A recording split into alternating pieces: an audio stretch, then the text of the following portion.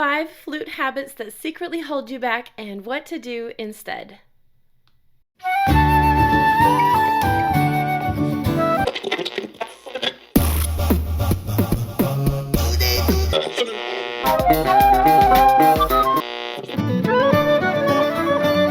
You can do it, and Rebecca will show you how, step by step all along the way. Introducing the Learn Flute Podcast.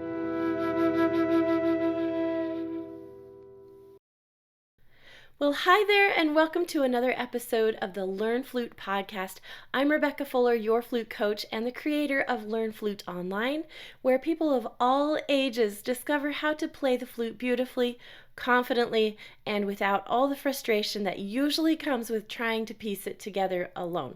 Now, today we're talking about some things that I see all the time. Flute players who really work hard but still don't sound the way they want to. Can be so discouraging when your tone feels fuzzy and your fingers feel clumsy, or you're practicing but not progressing. So, what's going on? Well, the truth is, it's usually not that you're doing everything wrong. It's often just one or two small habits that are quietly holding you back. And the good news? Well, these habits are actually easy to fix once you know what to look for. So in this episode, I'm going to walk you through 5 of the most common habits that sneak in and cause issues, plus what to do instead. Now, whether you're a complete beginner or a returning flute player hoping to sound better and play with more ease, this episode is just for you. Let's jump in.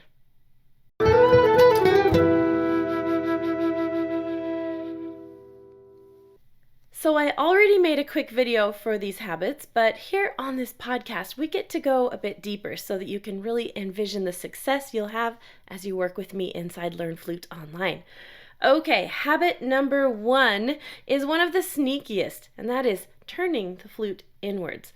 Now, this happens all the time with new players and even with those who have played for a while but never really had detailed guidance. It's very common, and it's when the flute rolls inwards towards your chin or towards your lips, right?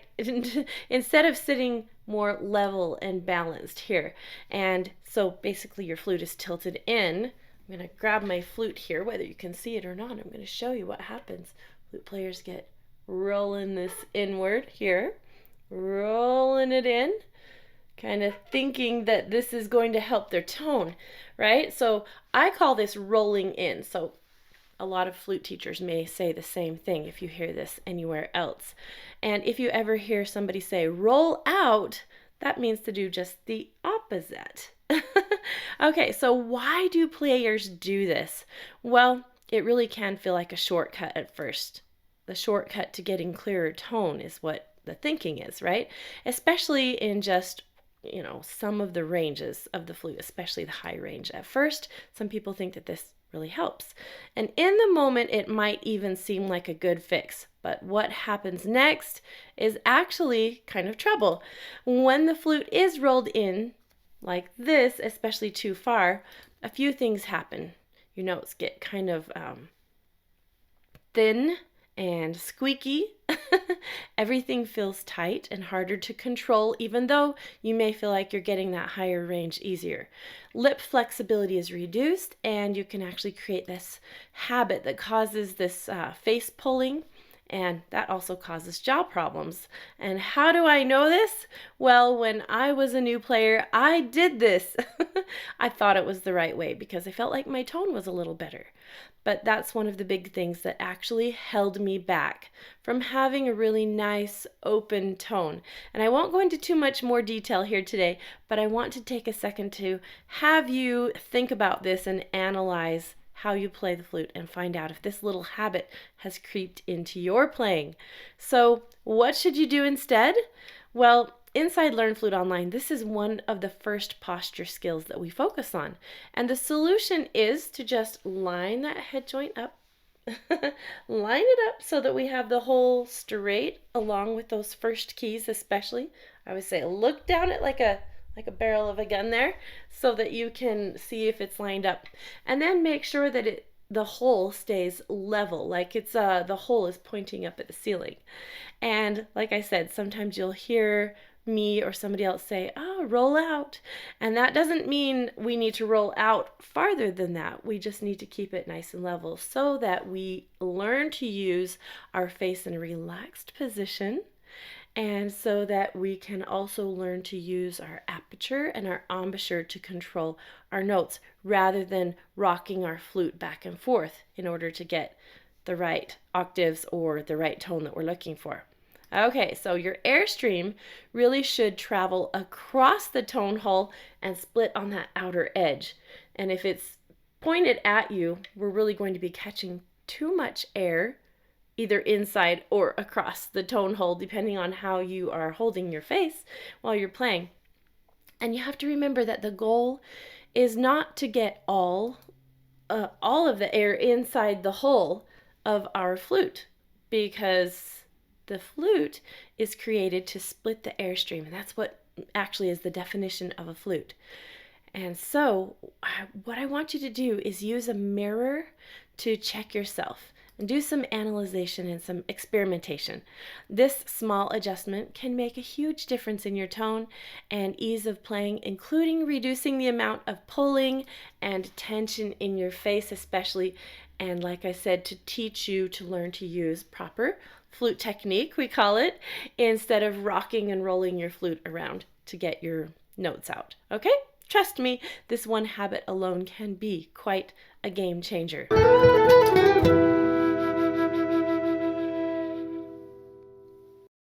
All right, let's move on.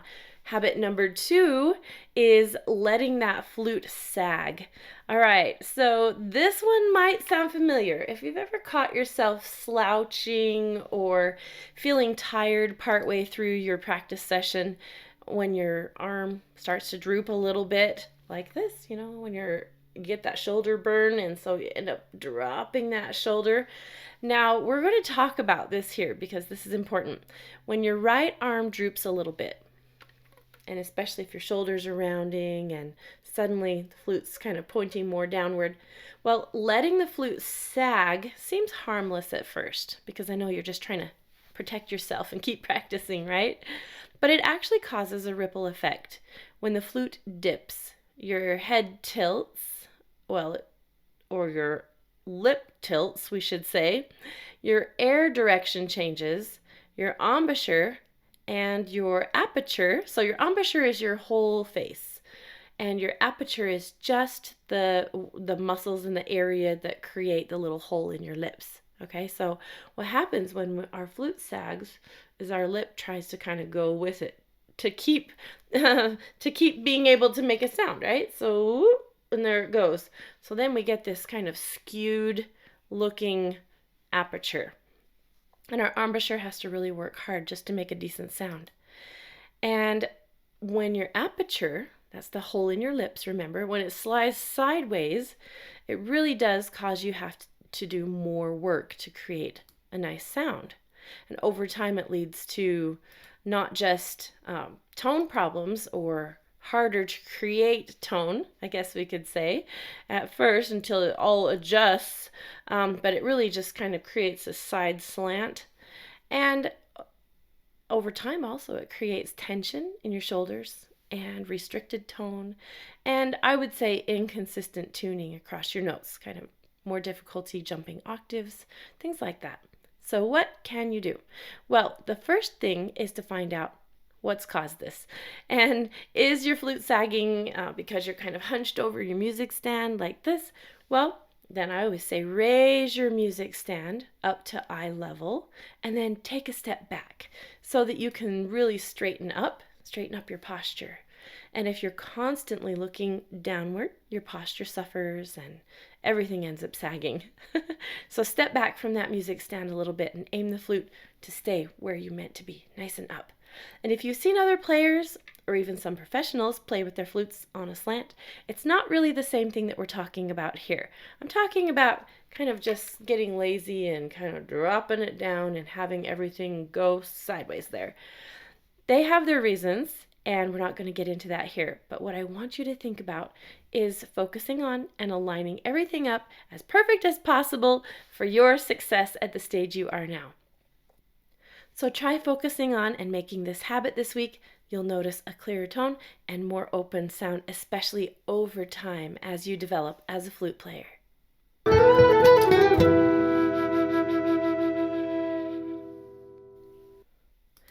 Okay, habit number 3 is an uncontrolled vibrato.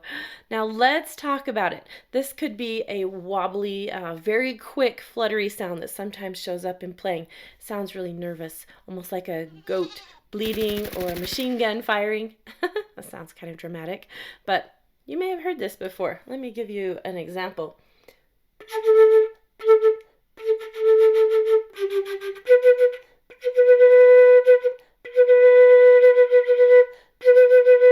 Instead of, those are very different, right? So this is often a well-meaning attempt at vibrato when we hear this in amongst people, but it really just kind of ends up sounding nervous instead of expressive and in control. So why is this? Now, many players try to force vibrato without having a foundation in breath control, tone stability, and relaxation in their airstream.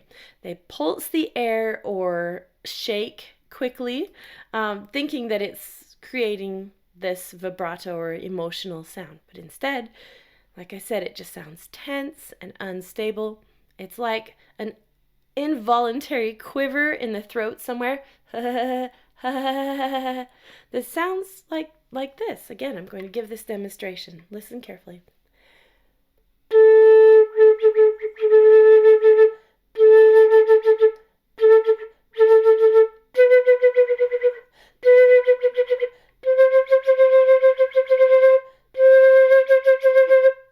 Instead of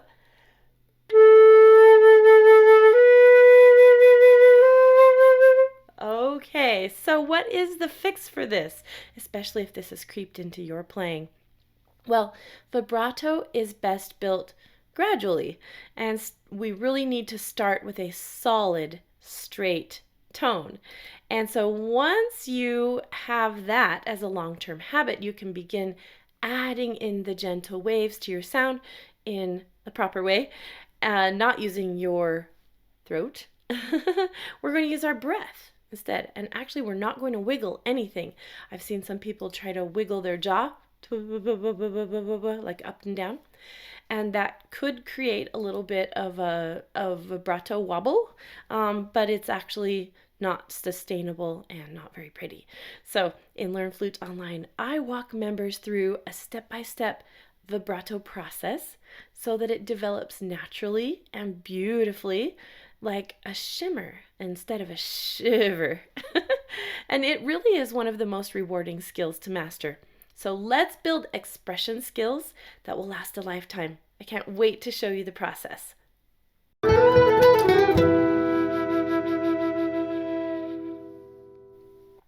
Okay, let's move into habit number 4, which is something a little more technical, and this is some fingering habits. So habit number 4 is something many players don't even realize they're doing, which is leaving that first finger down on second octave D, or even D sharp, which is the same note as E flat, right? And so that first finger right there is way more important than you even know. And so let's talk about it here. This one seems small at first when you're unaware, but it really can have a huge effect on your tone. When that finger stays down, the notes sound stuffy and flat, and the transitions between the notes, like going to and from the D or the D sharp, they can sound crunchy and not necessarily sluggish. Well, yes, I would say sluggish. We can accidentally get kind of like an undertone instead of the actual pitch that we're trying to get. And so let's talk about this. I'm going to give you a demonstration here. If I'm going to play the second octave D, it should sound like this. But if I leave that first finger down, it sounds like this.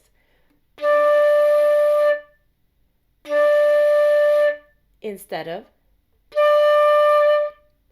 Now listen to me switch back and forth.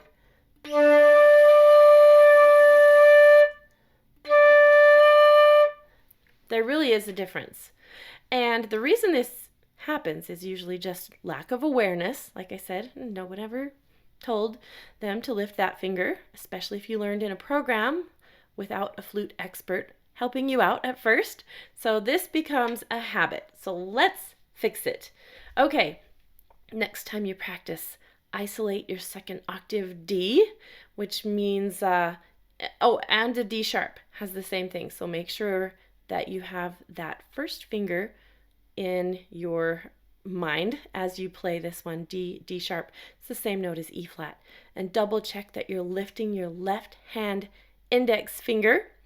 Play the note with the finger down and lift it up and compare it like I did. You'll likely hear a clearer, more resonant tone right away. Inside Learn Flute Online, I've built in dozens of reminders and finger drills, fun tunes to help you with these little things because they really do matter.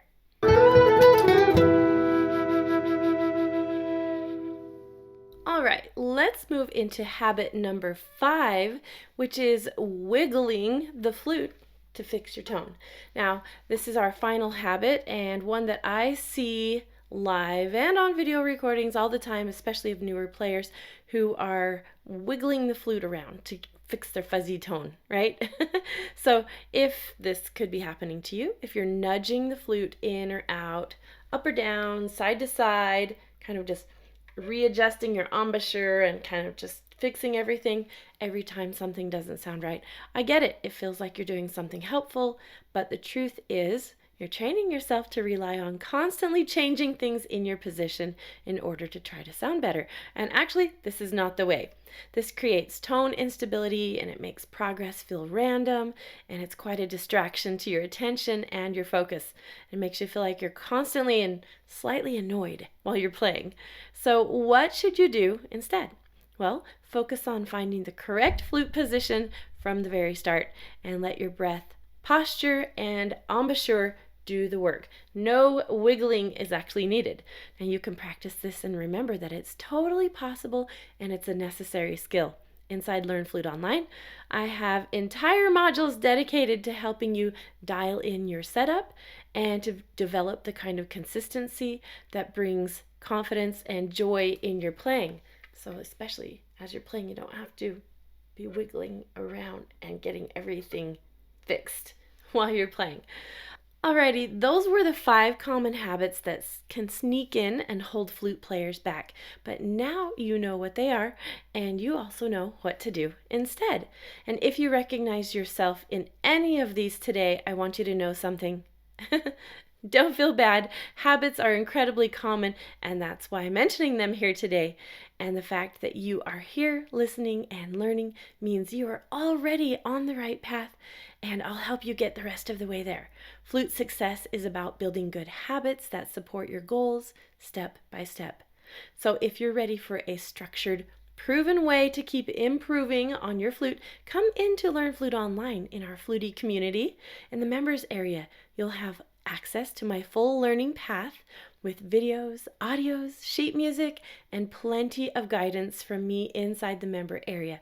I'm here to support you every step of the way. And if this episode was helpful to you, feel free to share it with a flute friend. Subscribe, leave a review.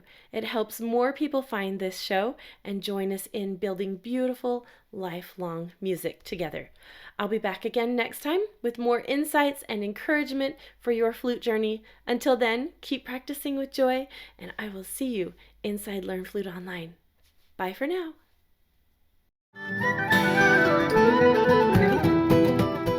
Thanks for listening today. Remember that this is where people of all ages, such as you, can come, learn, and play the musical instrument flute in an easy-to-follow, organized manner, and in the privacy and comfort of your own home, on your own schedule.